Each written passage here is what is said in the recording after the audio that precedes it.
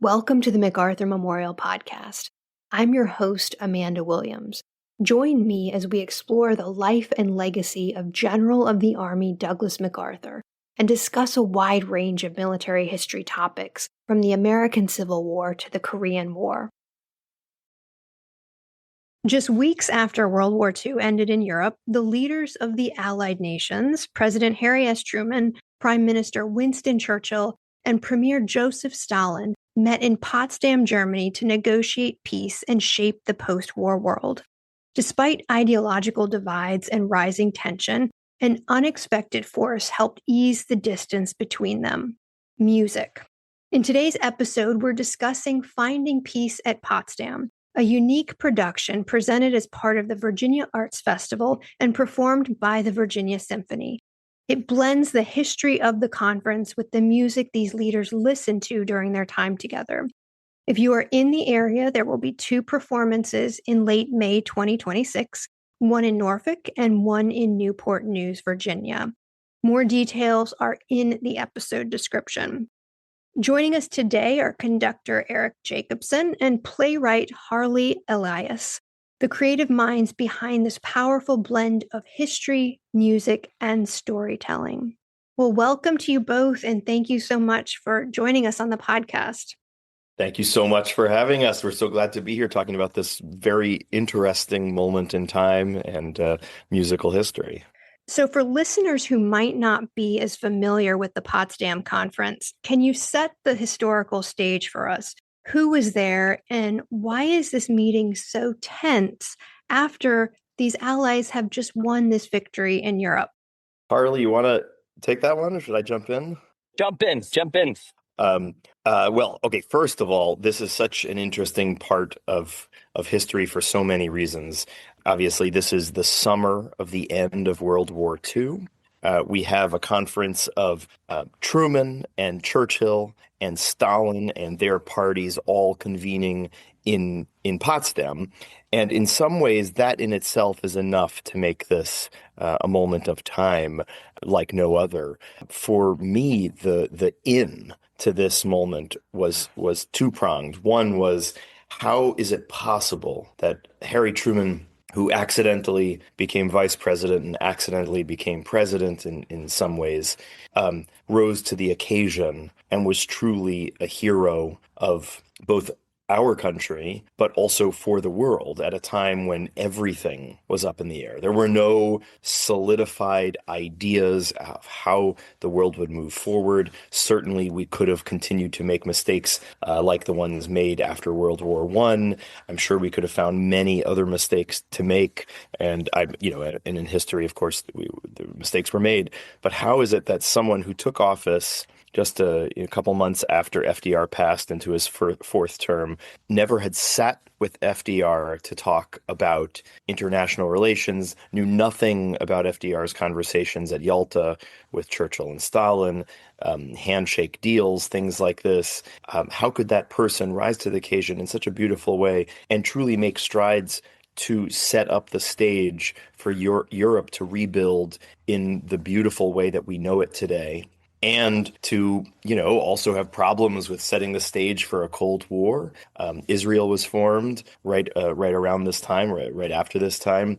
And Truman, who that's the first direction in, like, how is it possible that someone could do that? And the second direction is that Truman was a musician. I'm a musician. Of course, you empathize most with the things that you know most. And the idea that Truman is sitting there with Churchill and Stalin and writing to his wife saying, "Oh, Churchill talks all day long and I don't understand anything he's saying. Stalin only grunts, but I understand every intention he means when he's grunting."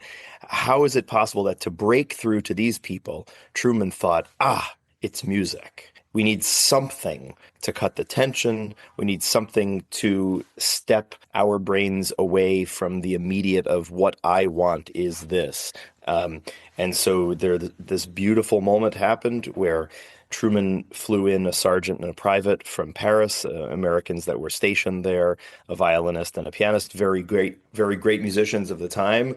And they performed outside of their conference in more or less the veranda of this beautiful house for Stalin and for Churchill and Truman and all these dignitaries.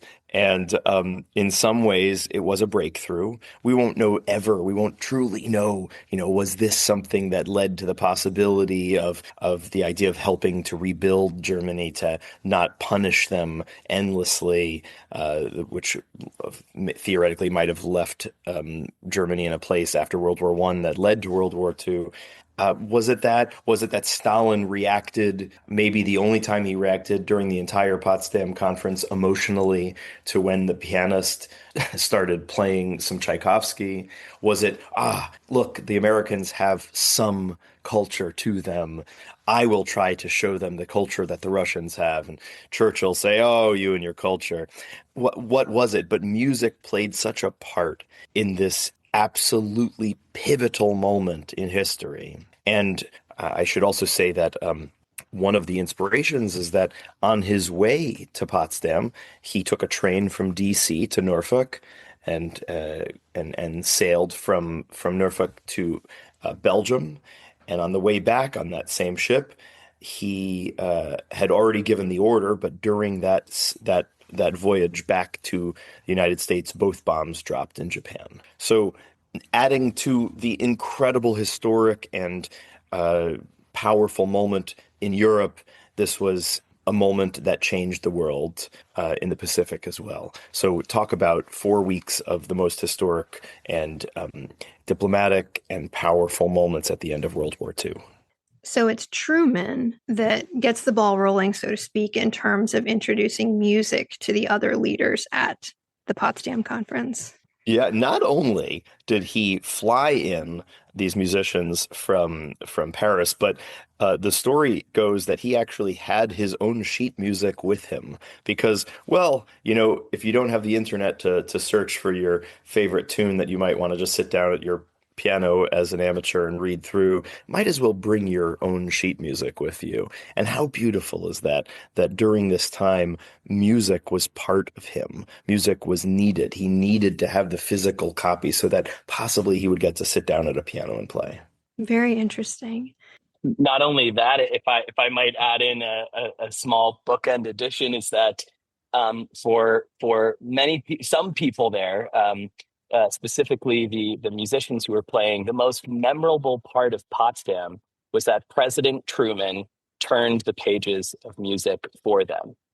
So Eugene List, who Eric just spoke about, is this sort of celebrated young touring concert pianist who Truman beckons to come play at Potsdam. In the postcards that he sent back to his wife after the conference, he said, "You'll never believe this. I will never forget this for the rest of my life. The president turned pages of Chopin for me at Potsdam." Wow. So each one of these leaders is obviously coming to Potsdam with perhaps their own sense of their taste in music or their own musical traditions. So do we know what types of music each man liked to listen to, and then perhaps what they introduced each other to during this conference? Well, I'll jump in there and say that Truman's record collection was substantial, mostly all classical music. Certainly had there's a great recording made just a few years earlier by Jascha Heifetz of these Beethoven trios with Arthur Rubinstein playing piano and Emanuel Feuermann playing cello, and his record collection was extensive. He loved the oldies. He loved Mozart. He loved Beethoven and Schubert, and he obviously this was part of his thing that he, of course, brought with him to Potsdam, but also he instilled in his family life. His daughter Margaret became a singer, and she was an operatic singer. Didn't necessarily turn into the greatest singer or a professional singer, but it was like Truman, something she loved to do, and she studied intensely. And so he brought that music, and these two musicians, should also be noted. These two Jewish musicians flew to Potsdam and performed music, including Jewish music. Fritz Kreisler was a violinist at the time, a little earlier, and he had written some beautiful little sweet songs that these two musicians musicians played in Potsdam.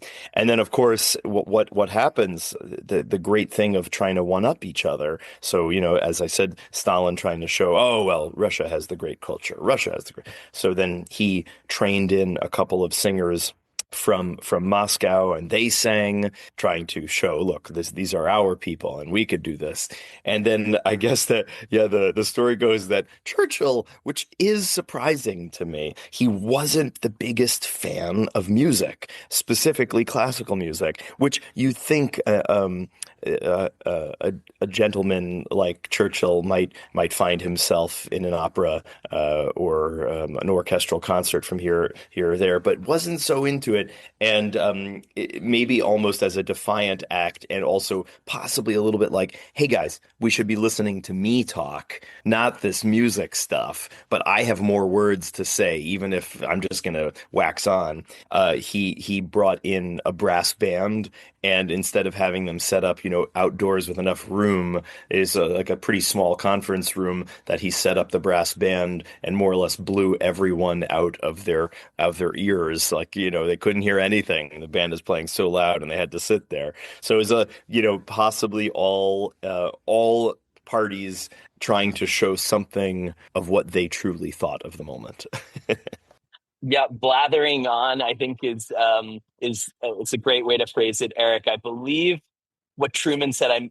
I think I'll get this right. You can correct me if I slip up. He said at Potsdam, he said Churchill talks for an hour straight, says two important things, both of them wrong. Something like that.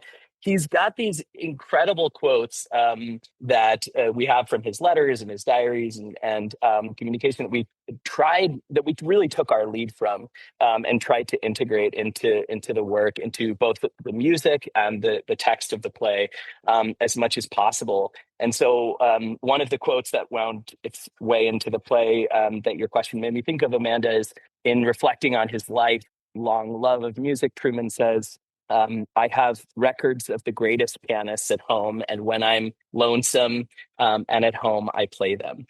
And that quote's in the beginning of the play as he introduces us to himself as a music lover, as a pianist, as someone for whom music has been this central constant, this grounding force through his whole life.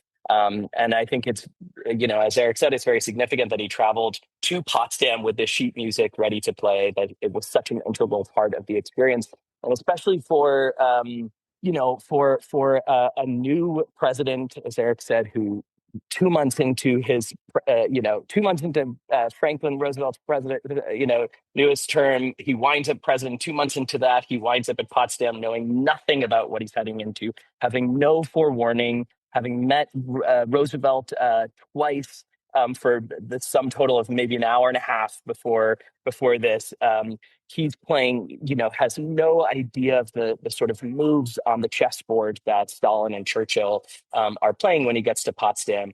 And he knows that behind his back, they are talking about him as a small man, as a country bumpkin, basically, as a Missouri uneducated farmer, and certainly in Churchill's eyes, not of the aristocracy. That this humble president, our last president without a college degree, was able to even the playing field and remind these other world leaders of their humanity through Chopin, through Chrysler, and through Paderewski, who is the sort of final component, or one of the other big components of our music choices, that's part of the program, and takes its lead from an anecdote that's featured in the McCullough biography and other works about Truman, that Truman had gone to Kansas City to see Paderewski play as a young pianist. His piano teacher took him there, and he was struggling with Paderewski's piece, his Minuet in G, and Paderewski himself sat him down at the piano, moved his fingers for him, and taught him how to make the turn. Wow. Now, you mentioned that Churchill surprisingly was not as interested in music, perhaps as the other two, but did any of them and their preferences surprise you in terms of the music that they were interested in? I think because I've taken such a deep dive into the human of Harry S. Truman, he doesn't surprise me in his desires for the love of art.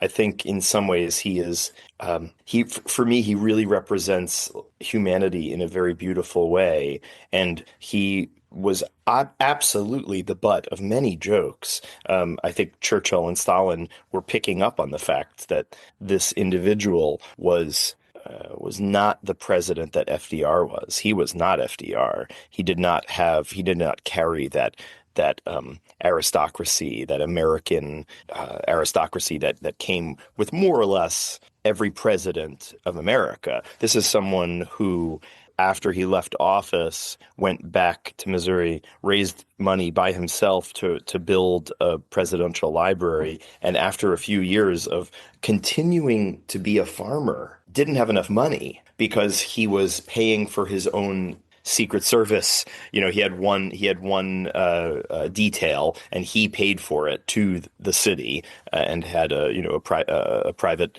security officer. And at some point, he's the one who went to Congress and said, "Hey, any chance there could be a stipend for ex-presidents, because I'm not making it work here."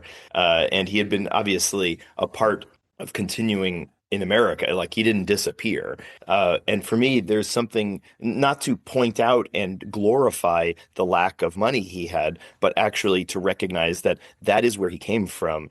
And he was always in it in the most honest way. Obviously, there are many ways, if you look at his history, that he could have become a very wealthy individual and still rose to vice president and president had he taken money from various people, and opportunities. This was a man of his time in the way that one can hope for someone to rise to the occasion. He was honest, he was humble, but he was strong. And his convictions of his music, his love of music, and his dedication to music, was that of someone who realized what affected his fellow humans. This music is powerful. It affects me. It must affect you. Can you feel that? I feel that. That's the kind of internal dialogue I imagine him having. Like, this is something that we can all recognize and agree upon. Is there something else we can do to move on forward? And so his love of the classics makes total sense to me. And Churchill, actually, I guess the more I think of it as the human that he was, it totally, there's some people who just like music, some people who don't like music. There's some people like, of course, specific types and not. And I think it's really hard to predict what a human might like. Stalin, of course, comes from the Russian tradition of the Russian arts, which, of course, is one of the most rich cultures in the world. And, of course, so much pride in what he was able to offer. So I think that makes a lot of sense as well. I'll just quickly add in, because everything that Eric said is so true, and really what I came to discover is not what I first knew of or associated with Truman before researching for this project. But I think it would be hard to read the McCullough book, to read Michael Nyberg's great book on Potsdam, and not arrive at those conclusions about how how even keeled and how much Truman as leader had risen to the moment, and how he really steered the ship. Beginning at Potsdam, I think Potsdam really set the stage for him as a leader in the years to come. What I didn't know, what surprised me, as we approached the project and his relation to music, that Eric also brought into my life, is his notorious letter to the critic Paul Hume, about his daughter Margaret's singing. So for a really even keeled, plain speaking guy who was sort of conflict averse, he definitely didn't he wasn't as confident as a Roosevelt, or someone who entered willingly into conversations to confront people. We really see that the sensitive subject for him is music, and especially his daughter, as an opera singer. And so we actually had it in the show. Did we cut it? I believe we might have cut it, Eric. I think it wound up in your speech beforehand. Both Eric and I were so entranced by this letter. For those who don't know, he sort of, while in office, goes rogue and responds to a critic who gave a middling to negative review of his daughter's opera singing, and says things like, he's gonna need beefsteak for his eyes, and he's an 8 ulcer man on 6 ulcer pay, and these great lines that just show the real heart of Truman. I was incredibly surprised to read that letter in the context of both him as a leader and his relation to music. But the more that I've come to know him, it makes sense that this is the most fight ready that we see Truman. Now, this is the MacArthur Memorial podcast. So all of this Truman information I find very, very fascinating. And it started making me think, perhaps if the president had brought some music to the meeting on Wake Island with General MacArthur, perhaps that would have been a completely different relationship and Korean War as well. So you never know. We're not supposed to do these what ifs as historians, but it's interesting to think about. And as you were talking, I thought of a musical anecdote that relates to MacArthur, and his wife was talking about all the music she liked to listen to. And I believe she had this assumption, and this is probably just before World War II, that he's not into music. He doesn't know anything about contemporary music. If it's not maybe Sousa or it's not some sort of military march, he probably doesn't care about it. And she was very startled one night, I think, when he was singing like a Bing Crosby song. And she realized, she said, how do you know this? And he said, well, I'm not dumb. I know all of it. I listened to all of this stuff. And she was just so shocked that General MacArthur was listening to contemporary music and enjoying it. So it's my only MacArthur anecdote. Let's see. Next question. Now, as a historian, I can tell you that rivers of ink have been spilled to share and interpret the Potsdam Conference. So what made you realize that music could be a viable lens to tell this whole story? And at what point did you have that eureka moment, like this project needs to be created? I've loved history as the main version of what I consume, books wise, so nonfiction of all sorts. And when I read that David McCullough book and fell in love with the human, as David McCullough tends to do, I can't tell you how much I love John Adams, and I love, the Roeblings and the Bridge and Frank Lloyd Wright and all these incredible heroes of American history. For me, it was just that realization that, oh my gosh, I don't know anything about this time as an American. And then, oh my gosh, I don't know anything about this time as a musician. That music was so incredibly tangible and at the front during this moment. For me, that was, oh gosh, this has to be a play. This has to be something that can be on stage.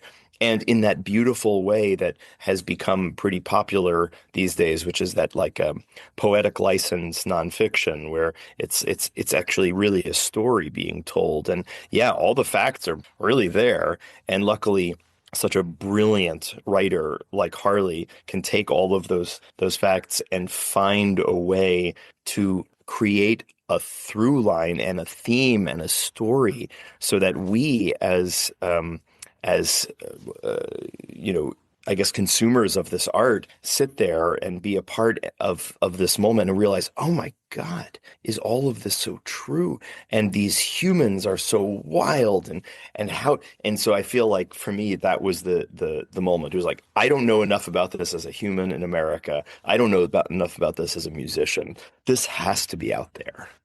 I love that, and that is exactly the sort of zeal for this project and really genius idea that came to me. And I have to give a nod here to Eric's creative genius in finding this story as he wanted to tell it and coming up with this idea. I feel so lucky that I got to be a part of telling it.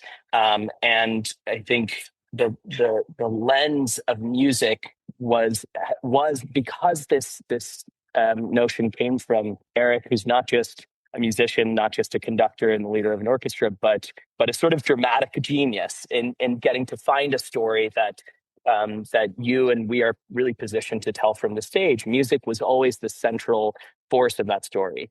And so this idea both of getting to know Truman through his relationship to music, when he comes out on the stage at the beginning of the show, he's playing Paderewski as if he's a child. He's telling you about his lifetime relationship to music, and he's showing you the sheet music that he brings to Potsdam. But more than that, music as a way of experiencing history was always the central, as I take it, the central thesis of not just the story, but the idea for this performance. I am a playwright by trade, but a historian by studies. So my BA and first graduate degree were in history, and the stage for me has always been a way to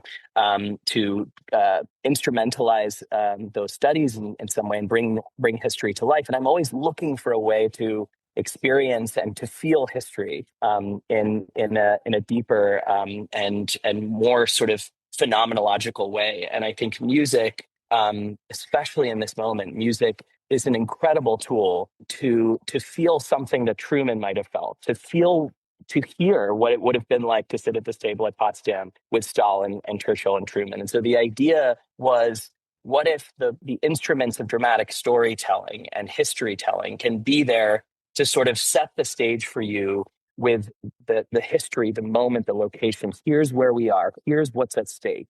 And in the play, you'll see that there's a bit of audience interaction. Truman talks directly to you. He says, "I've always been known for plain speaking, and I'm going to do that tonight. I'm going to tell you who I am. Have you ever had a bale of hay tossed on you? You? No? Well, I have. It's when I became president." And so he's implicating the audience in this experience, and he asks them questions throughout the show about what they would do in this historical moment. And so you as audience are there at Potsdam, and you know what's at stake. You know what decision making Truman was going on in Truman's mind, and then you get to listen to Chopin for 3 minutes as they all did there. You get to hear, of course, not the same piece on the same piano. You get to hear it even better with a full orchestra, and you get to hear it as it might have been heard, as it was heard in their minds or heard in their hearts, and you get to have the same possibility to have reckonings with what this moment was and realizations about this particular time in history that these people at Potsdam were during those exact same pieces of music. That's really amazing. Can you tell us a little bit about the creative process? So obviously the story was very compelling, all the facts that we know from history, and obviously the music is very compelling. How did you then just knit all this together into a really cohesive concert experience? I think that's a question for Harley, but I'll just kick it off by saying that when we were first talking about this, in my mind, I saw it as a play, not a musical, to be clear. And I saw it as something that centered in on a certain time period, more or less that summer during Potsdam, with a little bit of historic prelude, I guess you'd call it, like who is Truman, for those, just giving context to this human, and then figuring out how to put 3 weeks in Potsdam and this journey back to America into an hour-long play. And Harley and I talked about it quite a bit. And then really, I think it's the brilliance of someone being able to create a world which is obviously vastly larger than an hour. But then I hand it to you, Harley, because then you were able to work such magic with this. It was really building off of the sort of vision and the point of attack of music that you had read this history from. So Eric came with certain ideas that I just latched onto and loved, and that we sort of built off of, such as this reference to a letter Truman sent about Stalin from Potsdam that Eric made earlier. He told his wife, Stalin only grunts, but I can understand everything he says. And Eric says, I think maybe Stalin is a bassoon. I think what he's saying there is Stalin is a bassoon. And I said, that is the coolest, weirdest idea I've ever heard. And where else but in a theater with an orchestra can you do that? You can watch a documentary about Stalin. You can watch a movie with a sort of more dramatically, close version of a Russian actor with, doing with the correct look. But only in theater can you sort of you make these more artistic gestures towards something that might give you a different feeling. Like instead of giving you this feeling of exactly a sort of facsimile of Stalin, let's give you the feeling of grunting. And normally in the theater, you don't have a bassoonist, but thanks to being on stage with an orchestra, we got to do that. So some really, really unique opportunities and constraints of telling this in the theater. When I say constraints, I mean, I love a theater that uses minimal resources to tell a really big story. And so we decided that this would be a show for an orchestra, but with 3 actors. And so we have, I came back to Eric and said, I think Stalin is the bassoonist. I think you're right. And I think somehow if we get an actor to just do an impression of Churchill, it's always going to fall short. We know Churchill's voice so well. And if we get someone that looks really close to Churchill, but doesn't quite get there, people are going to be judging him on that proximity. So we said, why don't we get the soprano playing Truman's daughter, Margaret, and singing Schubert at the end of the show to double as Churchill and sort of do a musical ode to the sort of shrill and slightly blathering and annoying presence that Churchill was to Truman. So we got to both play with the constraints of theater and doubling and using actors for everything that they can carry on the stage. But we also had opportunities that you get nowhere else to use musicians, to use the conductor. Eric plays a role, which you'll see if you come see the show. And it was really then about how do we center this story both through music, fluidly with Truman. Sort of Truman is the outlet that goes from talking to the audience to then talking to Stalin and Churchill. So he goes back and forth. He plays at the piano. He's our in to the world, and he carries the show through for us. And in some moments, history bleeds in very real ways. And very visual ways. I was really taken during the research with the photograph from Potsdam that maybe some of you know, that is Truman standing at the center of Churchill and Stalin. And the story, as Truman tells it, is that Churchill was trying to get closer to him on one side to show that they were aligned. And so he didn't want to play favorites. And so he kept moving closer to Stalin. And then Churchill kept moving closer to him. And then Truman just got fed up with all the silliness. And he grabbed both of their hands by crossing his arms and pulled them in. And there's this photo of them sort of standing with Truman, grinning from ear to ear, pulling them both in. And it's too good of a visual not to include as to sort of bring the story home for us. So we project that behind the actors in the orchestra during the show, and you get to sort of see this moment of history come alive. Now, this is probably an unfair question, but is there any part of the program that just really speaks to you? I mean, just your favorite part of the entire production? Such a good question. You mean like the moment that the world changes on stage? It's very true that hopefully art has that for people, whether it's a 40-minute symphony or a play. In this piece, there are a couple moments for me that are truly powerful, and some of them are funny.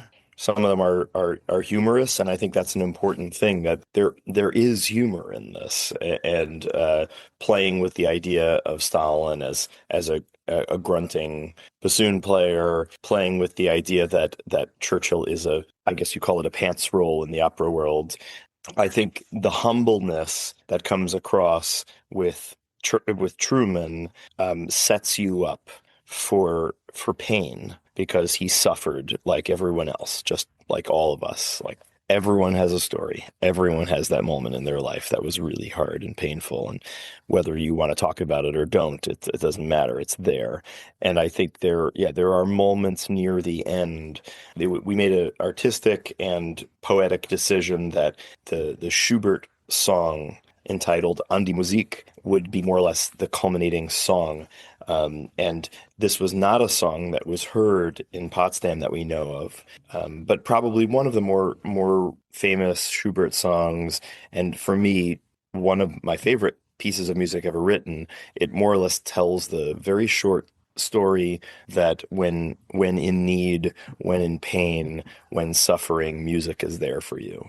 And it's sung in German, so it's not necessarily going to be heard as an audience like, it is this is the key. And I don't think Harley or myself are trying to profess to an audience that, well, even when an atomic bomb drops, Schubert's song is going to solve the problem. That's not the goal here. It's not trying to say this is the answer to this. But there is something to be said for music being something that humans cling to in very challenging moments. And sometimes it is the thing that helps us through.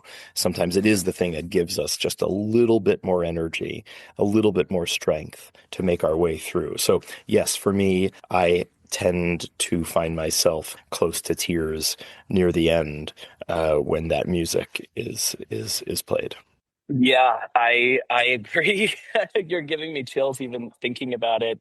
It's a really powerful force of music at the end of the show, and what Eric and our brilliant arranger Tanner have done musically with this history is extremely special. And to have come through the show and be so close to Truman's inner thoughts that we've drawn from his letters, from his diaries, and to have this to sit with Truman alone on a ship across the Atlantic. And when we first sort of began on this project, Eric earlier called it it's a really a play with music, and I think that's true. But I would go beyond it to say that it's when I first experienced it, I realized that what Eric had created is something I think beyond that. It's something genreless. It's a play for an orchestra, or it's a play with an orchestra. It's a melding of music as experience of history and concert and play that is something, as a student of history, that I would run to go see, but is not always available if you want to experience those kind of moments. And so what I realized, what I said to Eric early on, is that a great version of this idea of Potsdam and the music that was played there would be a play about Potsdam and then getting to hear some music from the orchestra. But the better version that we are after is where the music is dramatically substantive to the history and to the characters on stage, that the music will change the decisions that are made, change the experience for the audience as it changed, the experience for the people that were there. And so the end of the show, as you know, all the music has been arranged and comes together, and we get to hear a little bit of Messiaen's Quartet for the End of Time, is a sort of really beautiful reckoning with what this moment in history was. That I don't think you could hear in any other way. I certainly wouldn't be able to hear in a play. Or here in just a concert, just a night of music, is somewhere in between and really special. Any final thoughts? Anything you'd like the listeners to know about the project, the performances, or anything? I think I would just say that with regard to someone being a great lover of history or historian, or someone who truly knows this time period way more than I do, I think you will find it so compelling, something that you all know very well and reconfigured in an artistic output. And I think that that is a goal and very well thought out and brilliantly, successfully done by Harley and, of course, all the musicians of the Virginia Symphony.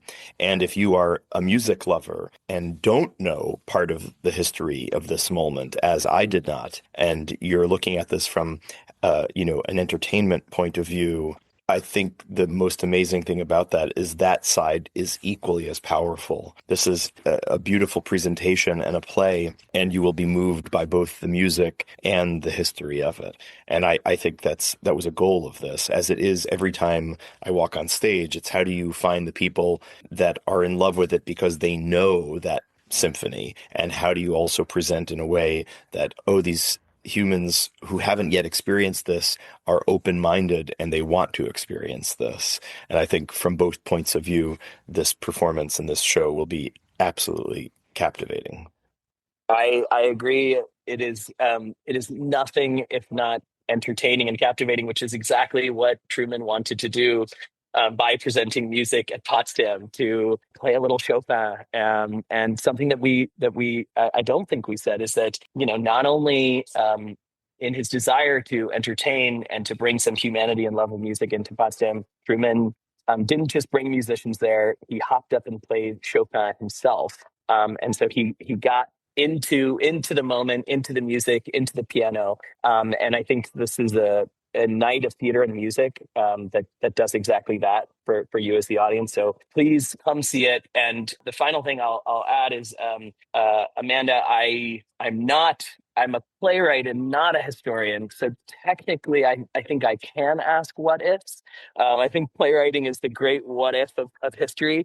And so I would be remiss if I didn't ask, in thinking about Truman and MacArthur and coming on this podcast, I'd say the big what if for me, that I hope if any of you come to the show that you'll be able to ask yourself during the performance is what would Truman and MacArthur's relationship have been like if Truman did not have Potsdam, if he did not have the music that he brought to Potsdam? I think so much of the Truman that we see in his relationship with MacArthur is a Truman that was in some way, I would argue, changed by Potsdam. And if you believe that, and you come to the show and you believe that music may have played a role in Potsdam's place in history and for Truman, then I think what I see and feel from the experience of this research and this show is both a changed Truman and one that would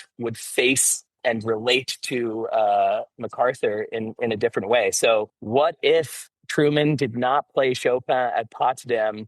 Would MacArthur have seen a different Truman? That's the question for me. A very compelling what if. Perhaps there will be another collaboration in the future, and you both will then focus on the occupation of Japan or MacArthur Truman. Endless possibilities. And I can engage in those what ifs for sure. So love it. Sounds great. Thank you so much, both of you, for taking the time. I know you must be very busy getting ready for this and other projects, but we really appreciate just the insights into this and really how just compelling this whole program sounds. So again, just thank you so much, and best wishes later in May when you come to town. Well, thank you so much, and looking forward to this concert for sure. Thanks so much for having us, for having me, and look forward to hopefully meeting everyone in May at the show and asking a lot of what if questions. We hope you enjoyed that episode. If you have questions, comments, or topic suggestions, the MacArthur Memorial team wants to hear from you. You can reach us at macarthurmemorial@norfolk.gov or find us on X at MacArthur1880 or on Facebook and Instagram as MacArthur Memorial.